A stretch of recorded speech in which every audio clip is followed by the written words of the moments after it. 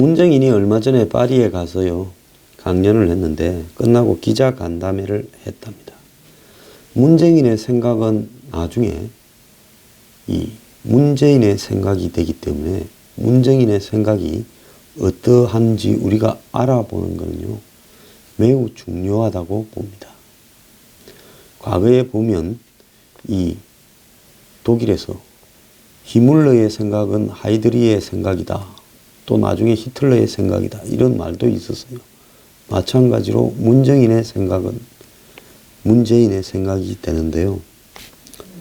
자, 문정인은 이 강연이 끝나고, 파리 강연이 끝나고 기자 간담회에서 평창 올림픽 이후 문재인 정부가 북한과 미국의 도전에 직면할 거다.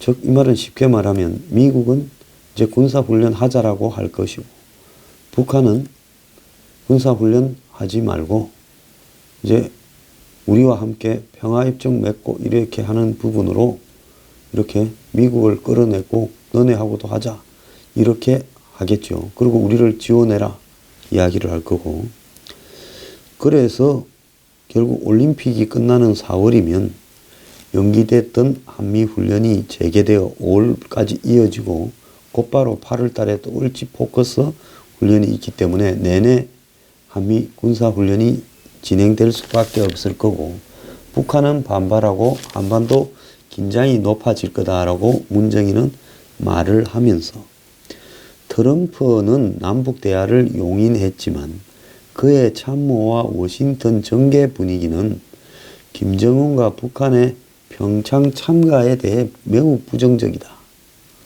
라며, 이 문정인 생각입니다. 남북 대화를 이어가기 위해서는 워싱턴을 설득하는 게 문재인 정부의 과제다라고 말을 했습니다.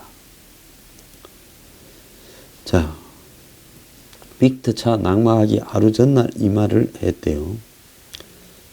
자, 그런데 그러면 문정인은 어떤 해법을 생각하고 있는가에 대해서 물으니, 그는 올림픽 기간 한미훈련 중단을 처음 공개적으로 제안해 관철시킨 당사자인데, 문정부는 평창올림픽이라는 모멘텀을 살리려 남북관계의 미래를 다 걸었는데, 대북 저자세에 대한 남한 내부의 불편한 여론, 북한의 시간만 벌어준다는 미국의 불신, 남한의 요구를 하나 들어줬으니 떡 달라고 하는 북한의 기대감 등이 지금 산적해 있다고 이 기자는 이야기를 합니다. 그래서 그의 의견이 뭐냐 이렇게 물으니, 그는 해법으로 북미 대화를 제시를 했는데, 올림픽 기간에 펜스 부통령하고 최용해가 만나야 된다라는 절박감을 이렇게 비쳤다고 합니다. 자, 여기 있어 한번 들어보세요. 문정인이 이 강연을 한 것이 그러니까 이 1월 말인데 1월 한 25, 6, 7 정도 되는 기간에 이 인터뷰가 나왔을 거예요. 그러면 지금 김영남이 온다고 그 뒤에 발표가 나지 않았습니까? 그러면 문정인은 최용해가 올 거라고 생각을 하고 있으니, 김영남이 단장이고 그 밑에 대표단의 일원으로 정말로 진짜 최용해가 올 것인지, 아니면 이렇게 합의가 북한하고 됐는데 북한이 그 이후에 빅터차 낙마나 펜스의 방한시 강한 메시지 전달 이런 걸 보고 이 판이 쉽지 않겠다 싶어서 안 될 것 같으니 김영남으로 바꿔치기 했는지, 우리가 좀 어떤 것이 맞는 것인지 볼 필요가 있어요. 어쨌거나 1월 한 27, 8일 시점까지는 문정인은 최용해를 이야기를 하고 있었습니다. 자, 그러면서 펜스와 최용해가 만나고, 그래서 이걸 위해서 한국이 북한하고 미국을 이후에 다각도로 설득하고 있다. 지금 그런다라는 이야기는 곳곳에서 나오잖아요. 그래서 기자가 과연 설득이 될지 고개를 갸웃거리니 문정인은 이 때문에 북한의 마식령 스키장에도 한국 선수를 보내는 거다. 그러니까 한국 선수가 마식령 스키장에 간 것이 이 한참 뒤죠. 그럼 가기 전에 미북 대화를 위해서 마식령에 한국 선수를 보내는 거다 하고 북한하고 신뢰를 쌓는 작업이다라고 이야기를 했다 합니다. 이 파리 강연에서 논란이 되었던 북한이 평창 올림픽을 체제 선전의 도구를 써도 그냥 놔두자라는 발언도 이 맥락에서 나왔다고 합니다. 자, 이거를 쓴 문정인을 만났던 기자는 어느 정도까지 참고 퍼줘야 북한이 대화를 이어갈지 의문이지만은 마음껏 퍼줄 수도 없다. 지금은 북한의 계속된 핵미사일 도발을 응징하기 위해 국제사회의 전면적인 대북 제재 국면인데 한국이 지나치게 북한의 숨통을 틔워줄 경우 국제사회 공조의 틀에 균열이 생길 거다. 그렇다고 미국을 움직이기도 어렵다. 문 특보는 북한이 진정 원하는 건 경제적 지원도 체제 보장도 아닌 보통 국가로 인정받는 거다 말했는데 핵 포기가 없이는 이거는 불가능한 일인데 미국은 핵 문제 조치 없이 올림픽 기간에 북미 대화가 없다고 분명히 밝혔다. 문 특보는 기자 간담회에서 문재인 정부가 포스트 평창 이후를 해법을 찾는다고 고민이 많을 거라고 말했는데 포스트 평창에 대한 대비책도 없이 평창에 올인을 한 것인가 실망스럽지만은 그래도 올림픽 기간에 문정인의 진심이 통해서 북핵 해결에 물꼬가 터졌으면 좋겠다고 기자는 이야기를 합니다. 자, 북한으로부터 올림픽 이후에 핵 동결이나 포기를 논의할 수 있다라는 말이 나오면 문 특보의 전략은 삐틀 바라는 거다. 이러는데요. 참 기자 좀 똑바로 쓰기 바랍니다. 이렇게 써주니까요.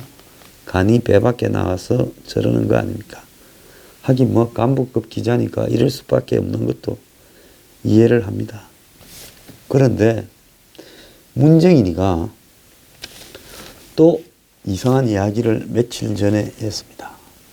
지난주 이 금요일 날 이야기를 했는데요. 우리는 문정인이 슬쩍슬쩍 하는 이야기를 전부 잘 새겨들어서 무슨 꿍꿍이를 또 피울 건가를 미리 예견을 해야 당하지 않습니다.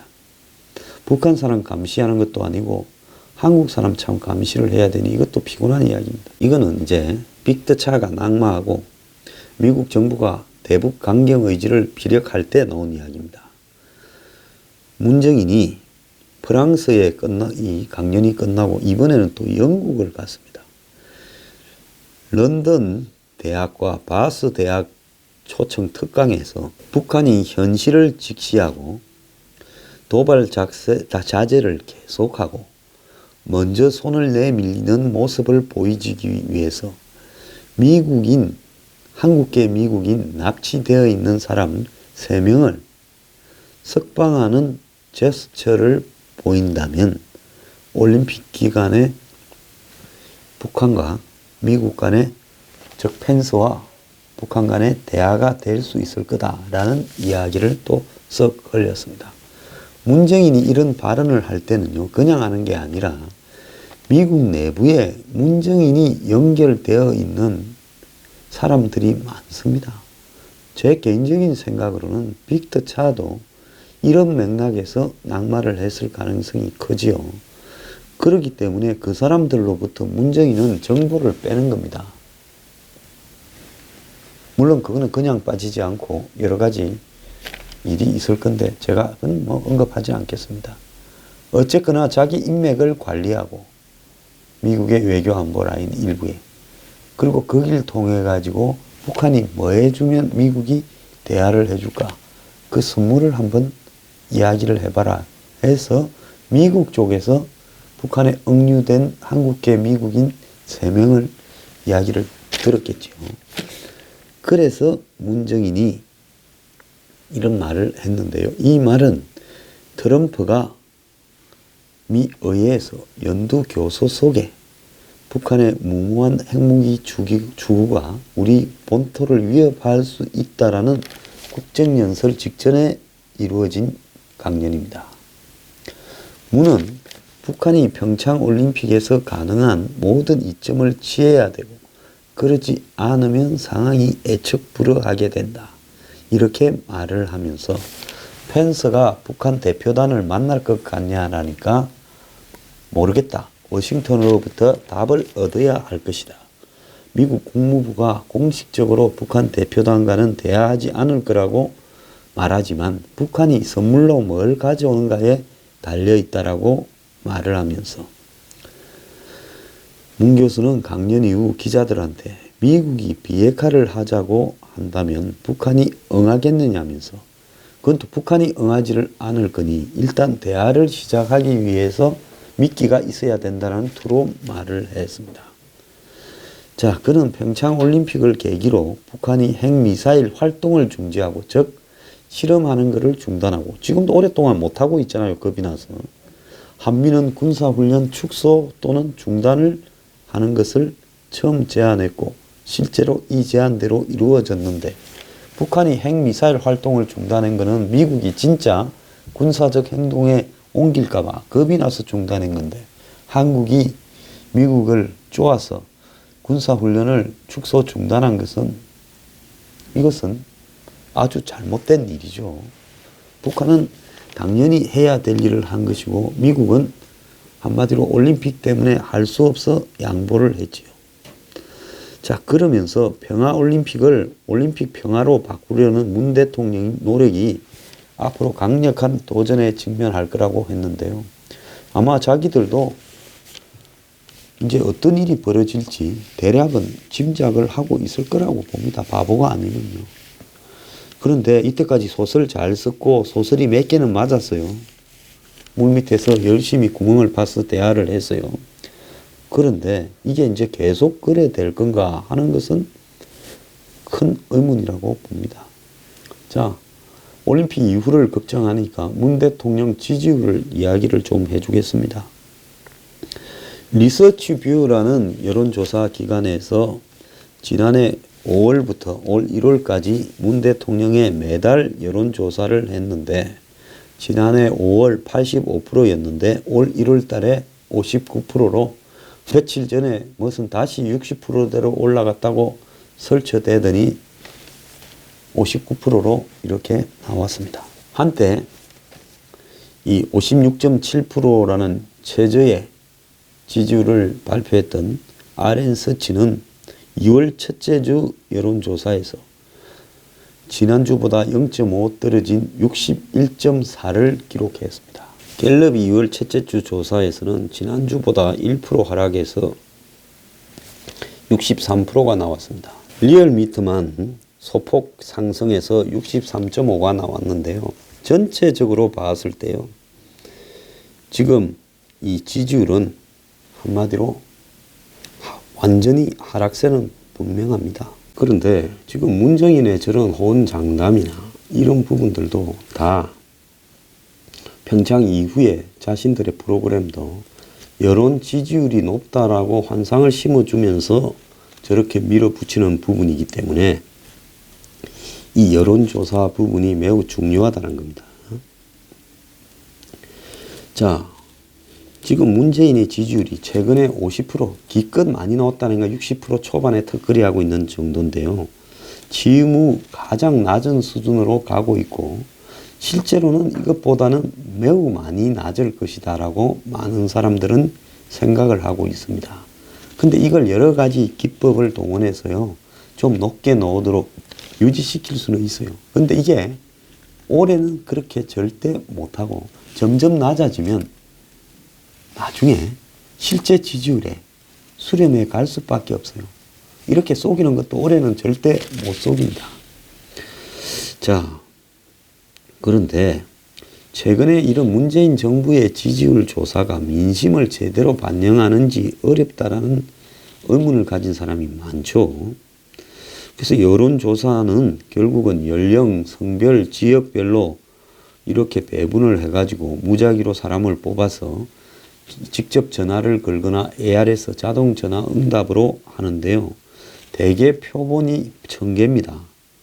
그래서 이 1000개를 가지고 유권자 4,300만 명의 대략 비율을 만들어내는데요. 그래서 여기서 표본이 정확하지 않으면, 응답률이 정확하지 않으면 매우 큰 오차가 발생하는 거죠. 자, 그래서 응답률은 조사 기간마다 다르지만은 5%에서 20% 미만이라는 거죠. 그래서 1000명을 완성을 하려면 5000명을 하거나 20000명을 해야 1000명이 된다는 겁니다. 자, 이 과정에서 아예 전화가 연결조차 되지 않거나 답변을 거절하고 끊어버리는 사람이 80에서 95%입니다. 끝까지 응답한 사람은 전화를 건 사람 중에 극소수예요. 그래서 대다수 전화를 끊은 사람이나 또는 극소수의 적극적인 응답자가 누구인지는 알 수가 없죠. 대략 추정만으로 전화를 기분 나쁘게 끊어버린 사람은 현 정부를 싫어하는 사람이거나, 또 전화를 끝까지 적극적으로 답을 한 사람은 현 정부를 좋아하는 사람일 가능성이 많지만은, 다만 소수의 적극적인 응답자들이 어떤 지지 성향을 갖고 있는 집단인지는 이렇게 알 수 있죠. 끝까지 적극적으로 답한 사람은 대체로 이 지지가 높은 사람들이죠. 현 정권에 대한. 그렇기 때문에 응답을 안 한 사람이 많은 속에서 답을 한 사람은 소수를 가지고 이렇게 지지율이라고 발표를 하는 부분이 지지율의 함정일 수 있는 겁니다.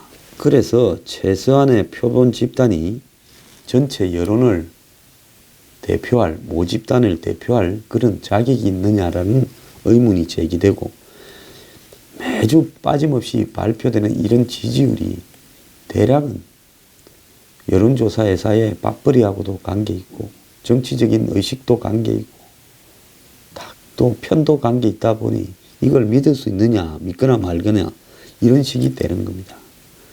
무엇보다도요, 어떻게 묻는가에 따라서 천차만별로 묻는 기술에 따라 나올 수 있다는 겁니다.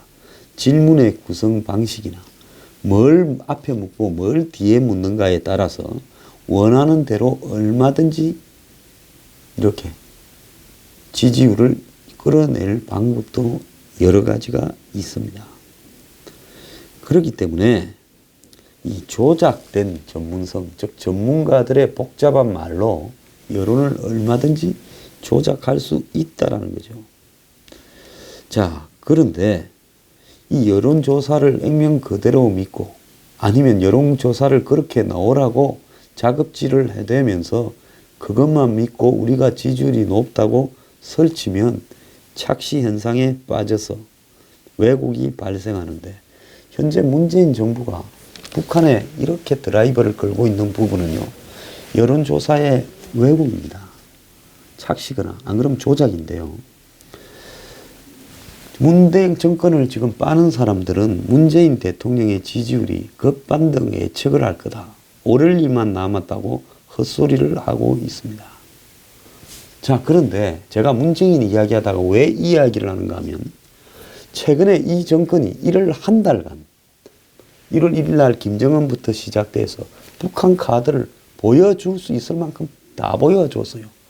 근데 1월 한 달 동안 문재인 정권의 지지율이 올라갔습니까? 내려갔습니까? 확실히 60%에서 50%대로 내려갔죠. 확실히 내려갔죠. 추세상으로요.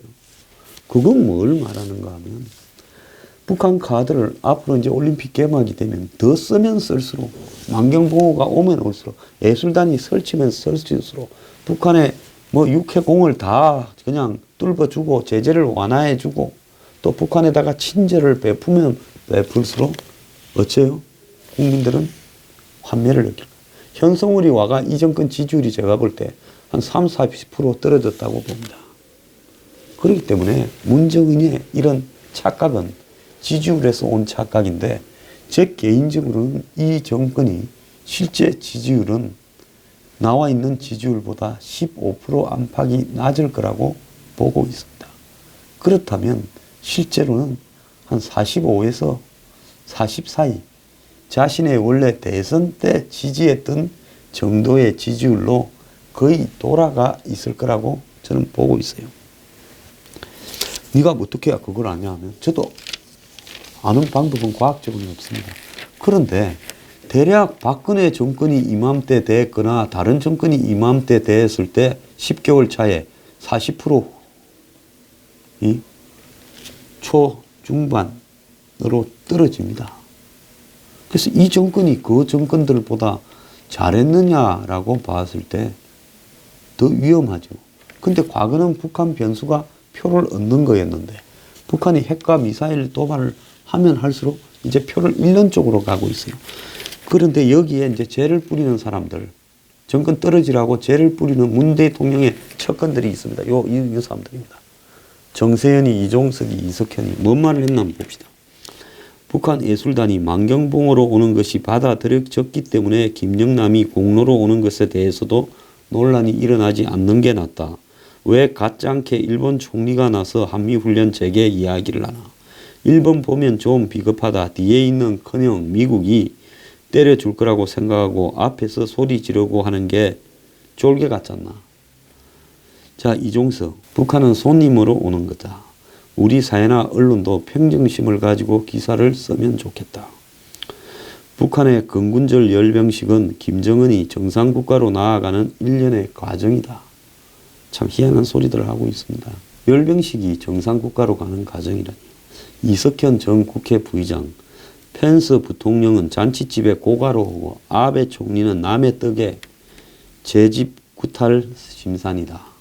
참 비유는 잘했는데 악의적이네요.